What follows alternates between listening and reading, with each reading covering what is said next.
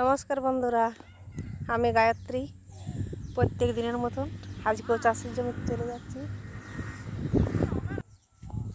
দেখুন কোন জায়গায় চলে যাচ্ছি।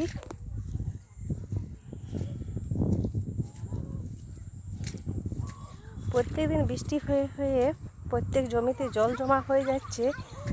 তার জন্য বিশেষ করে কোনো ফসলই ঠিকঠাক মতন হচ্ছে না। তো এটা প্রচুর যত্নর ফলে এই যে এরকম দেখা যাচ্ছে। দেখুন আপনারা কীরকম হয়েছে।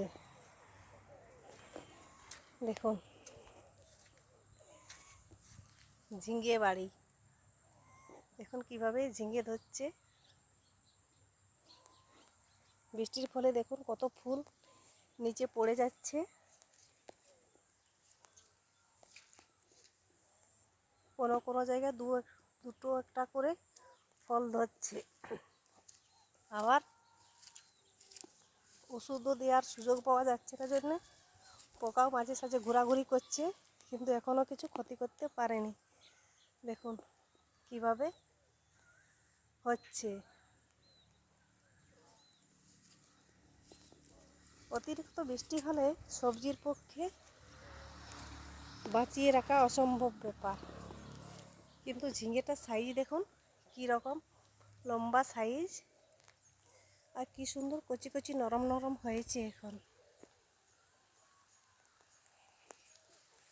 দেখুন পুরো জমিটাতে খুঁটি দিয়ে আবার দড়ি মেরে আর তার দিয়ে টান দিয়ে একে মাচার মধ্যে তুলে রাখা হয়েছে জন্যে নিচটা ফাঁকা করে দেওয়া হয়েছে। এই যে জলের নালা কেটে দেওয়া আছে যাতে জল জমা হয় না, তার জন্য এইভাবে অনেক কষ্ট করে বাঁচিয়ে রাখা আছে।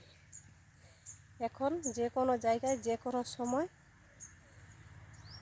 আলসেভাবে চাষ করলে হবে না, এখন বহু যত্ন করতে হয় তবেই হয়। যারা চাষ করেন তারা তো সবেই জানেন। চ্যানেলটাকে ভালো লাগলে সাবস্ক্রাইব করবেন, কমেন্ট করতে কিন্তু ভুলবেন না। Tata, bye bye.